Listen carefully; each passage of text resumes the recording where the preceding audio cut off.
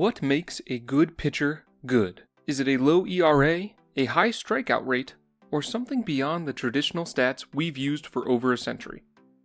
For as long as baseball's been around, teams and fans alike have debated the best ways to measure a pitcher's effectiveness. And when it comes to evaluating pitchers, there's one stat that's been long considered the gold standard: earned run average, or ERA. ERA has deep roots in baseball's history. The stat dates all the way back to the late 1800s, and it was revolutionary at the time. Before ERA, pitchers were simply judged by the number of wins and losses they accrued, with little attention given to their actual performance on the mound. Now, we've come a long way since then, but I think the premise remains the same. Back then, wins could easily misinterpret a pitcher's skill, depending too heavily on the offense or fielding behind them. ERA, by focusing on earned runs, aimed to isolate the pitcher's impact on the game, removing the errors committed by the defense from the equation. For decades, ERA was the go-to metric for understanding a pitcher's ability.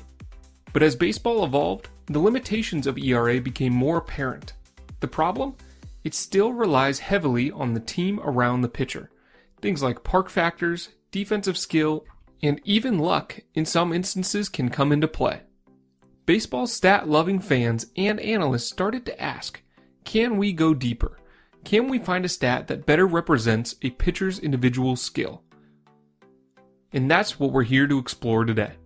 In this video, we're going to take a journey through the evolution of pitching metrics, from ERA to more advanced stats like FIP, xFIP, and beyond.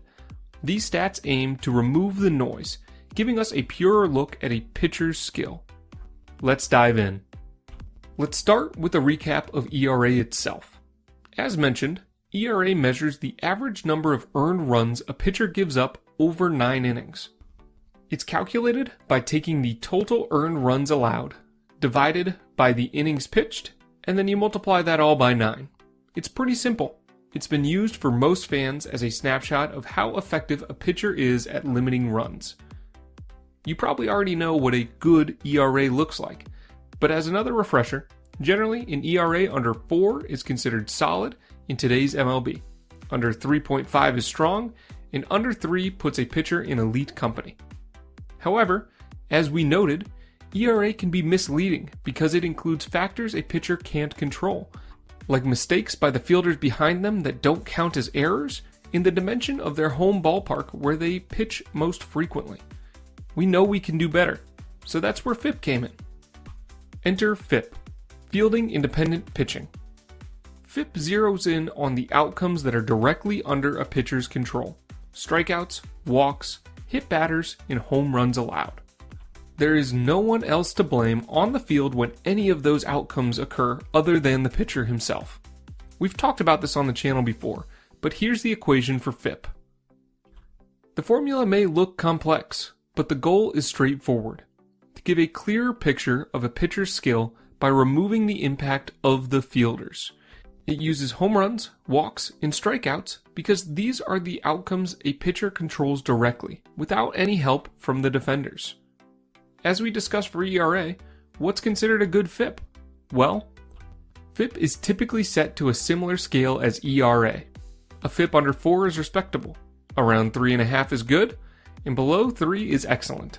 This makes transitioning from ERA to FIP relatively easy, because the numbers you're looking at reflect the good and the bad that you're already used to from years of using ERA.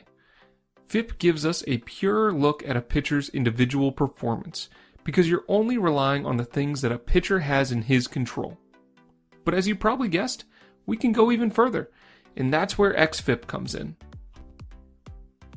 xFIP, or Expected Fielding Independent Pitching, adjusts FIP by assuming a league average home run rate. Why? Because home runs can fluctuate widely based on the ballpark, weather, or several other factors. By using a normalized home run rate, xFIP aims to provide an even clearer look at a pitcher's true skill by normalizing their fly ball to home run rate to league average. Let's say a pitcher gives up home runs more just because they play in a hitter-friendly ballpark. xFIP tries to level the playing field here by assuming that all pitchers would allow home runs at the league average rate. So what's a good xFIP? You're probably catching on by now, but the same benchmarks apply. Anything under 4 is good, with elite pitchers dipping below 3. Now, if you thought we couldn't get even more precise, you most likely haven't heard of SIERA, or Skill Interactive ERA. SIERA considers even more variables, like ground balls, fly balls, and line drives. This stat recognizes that pitchers have different styles. Some rely on generating ground balls, while others are more about strikeouts. SIERA evaluates these tendencies and gives you a reading based on a pitcher's style and his results. With SIERA, we are able to ask questions like, how effective is this pitcher at limiting hard contact? Or, does this pitcher consistently induce weak ground balls? It takes what we know about FIP and goes one step further. There are several major league pitchers today who can consistently produce weak contact, which would not be rewarded through FIP because of typically low strikeout numbers. A good SIERA is similar to ERA and FIP. Below 4 is solid, below 3.5 is very good, and below 3 is elite. The idea here is to give a comprehensive look at how well a pitcher's unique approach actually works on the field. Using these statistics together, we get a well-rounded view of a pitcher's performance. ERA tells us the story that we're used to, while FIP and xFIP strip away defensive influence, and SIERA incorporates a pitcher's style into our analysis. All of these metrics build on one another, just as ERA once did in the early days of the game. And by understanding some of these advanced metrics, we are better able to cut through the noise. But we're not stopping at SIERA. In recent years with statcast technology, baseball analysts are tracking things we've never dreamed of before, like a pitch's spin rate, vertical movement, and release point. All of these things we've talked about on this channel in the past, and we will be diving into deeper in the future. These stats are like a microscope for analyzing every single pitch, letting teams and fans see just how much action a pitcher can put on the baseball. Speaking of baseballs, for those of you interested in seeing this data with your own eyes, there's an affordable way for you to get started using Pitch Logic. It's a smart baseball that you can connect through an app on your phone, providing a wide range of pitching metrics you'll hear me talk about on this channel. Verified by the pros, Pitch Logic gives you access to high-quality data on spin rate, velocity, pitch movement, and a ton more right at the palm of your hand.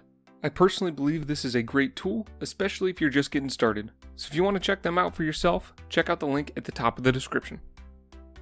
Using the same metrics you can see with Pitch Logic, you can see why your favorite MLB pitcher's slider is so nasty. We can break down the exact spin and speed that makes it nearly impossible to hit. Want to see which pitchers are creating the most deception with their release points? We've got a metric for that too. The evolution of pitching metrics from ERA to FIP, xFIP, and now of course StatCast and Hawkeye data has completely transformed how we evaluate pitchers. It's a combination of stuff and stats, and that is taking over the lower levels of baseball now too. With these tools, teams can identify hidden gems, improve players' techniques, and even help fans appreciate the subtle brilliance behind every pitch. So next time you see a stat like FIP or xFIP, remember, these aren't just numbers. They're the result of baseball's quest to understand its players better, one pitch at a time. Because in a game as complex and as beautiful as baseball is, sometimes the stats are the best way to uncover the magic happening on the mound. And hey, if you'd like to support Simple Sabermetrics, check out our website and see if you'd like to snag any merch. You can find a link to it down in the description below or in the store tab right here on the channel. Every purchase helps us keep bringing you more deep dives into the game we all know and love. If you enjoyed this breakdown and you want to learn even more about baseball analytics, check out the videos on screen now. They're handpicked to help you keep diving deeper into the numbers and strategies that make baseball so exciting. I'll see you in the next one.